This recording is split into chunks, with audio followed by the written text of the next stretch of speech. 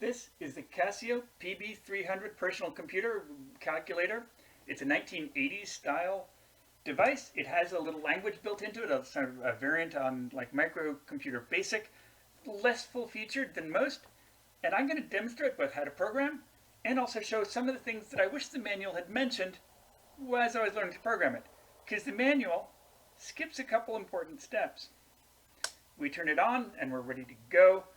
By the way, for those people who haven't used these like old-fashioned LCDs, there's a contrast knob here on the right.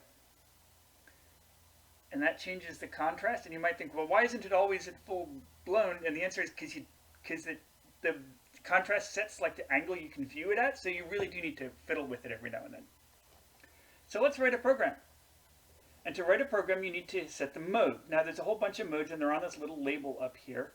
And mode WRT, that's for writing. Mode 1. So we say mode 1, and now we can write our program. There's 10 slots available, slot 1 through slot 9. Everything with an underscore, there's already a program there. Everything with a number, there's not a program, and it's ready to be used. Let's make our program as slot 5, because why not? So to switch to slot 5, we say shift, where you can see the little P5, P5. And now the 5 is flashing, and we're ready to program. Now, how do we actually start to program? The manual doesn't say. The manual doesn't say what the magic keystroke is to start writing a program, and that's because you actually don't have to do anything. You just start typing. Let's do the classic hello world. Everything with these old basics, you have line numbers, so we'll line number 10, space, print. Notice that you can't hold shift down and press print at the same time like you do on a modern keyboard. You press shift and then you press print, one after the other, not at the same time. Otherwise it doesn't work. Which means for me that's a lot of like hunt and pecking, a lot more than usual. So we say hello world, shift, space, and then we'll do a 20. You have to hit the exit key or the line doesn't take space, and you always got to put a little space in there. Technically you don't have to, I don't think, but it looks neater and tidier if you do. There we have the end. Now if you want to run it, we switch back to mode 0, which is like the running mode. So we say shift F5, hello world. Awesome. Let's demonstrate a variable. Let's go back into writing mode. Let's again use program number 5, so we'll clear that old one out by typing clear and then exit. And now you notice that the 5 shifted from a blinky underscore to a blinky 5. That means I'm ready to type values into 5. 10a equals 45. 20 print sign of A. 30 end. Excellent.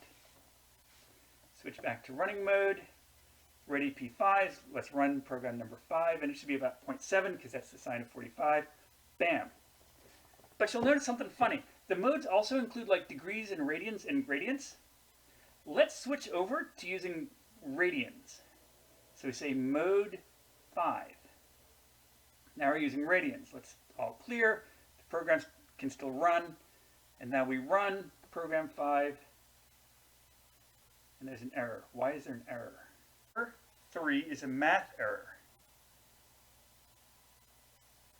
So why did we get a math error there? And the answer is because you can't take the sign of 45 when you're in radians mode, which is kind of a surprise. It's perfectly well defined. Let's switch to gradient mode, number 6, mode 6. Now we're in grads. Whoop, clear. Mode 6. A ton of this you'll notice is very modal, so like you have to clear the dialogues by hitting like all clear or whatever. Now let's try that again. We'll run P5 again. And now it's 0.6 because we're in gradients, not angles, or not degrees.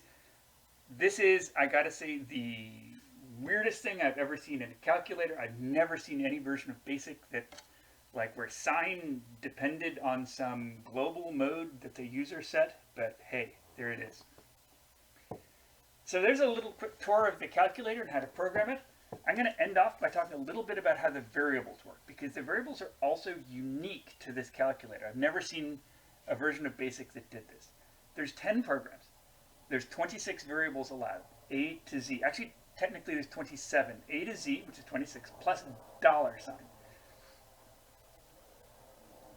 In addition to A to Z, there's also $A to Z. But if you use A, you can't use $. If you use $, you can't use A. Asterisk. Yes, you can. You can use A for a while, and then use $A for a while, and then go back to using A for a while. Every time you do like an A equal 5, then you're using A, and you can't use $. And then you say $A equals something, and now you're back into string mode, and you can use $A, but you can't use A. So it knows for any given variable whether you're using it in numeric mode or in string mode. The strings can only be 7 characters long, I believe, except for just the plain $sign one, which can be like 30 characters long, because of course it can. Lastly, and this is also unique, the variables can all be used as vectors. So you can have, say, use P as a vector, and P1, P2, P3, but P1 is just P. P2 is whatever is the letter is after P, PQ, and then P3 is just R. They overlap completely, and there's no way to check to make sure you're doing it correctly. You just have to get all the variables correct. Lastly, so this is the second lastly, the variables are also maintained from one run of the program to the next, and they're shared between all programs. So you can run a program, and it will save some variables, and then run a different program and use the variables that you've remembered, which is kind of cool, but very different from like every other programming system. So that's a brief little tour of the calculator, the computer. Let me actually end off with one additional fun little bit. Let me set the mode back to degrees before I forget that it's in a weird mode. Which is, you can use it like a regular calculator, 1 plus 2 equals 3, not a surprise. But you can also say 3 times sine of 45. So you can type in a little equation, and it'll do the little equation, which is kind of a neat feature. Although it then has the downside, you just have to know what functions are available to you. All right, well, thank you for letting me share my new little Casio personal computer, and I hope this was useful to you if you pick one up and want to program it yourself. Thank you.